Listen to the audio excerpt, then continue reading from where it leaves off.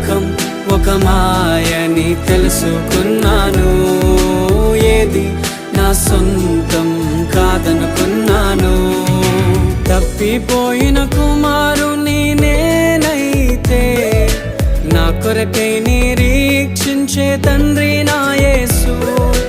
తప్పిపోయిన కుమారుని నేనైతే నా కొరకై నిరీక్షించే తండ్రి నా యేసు.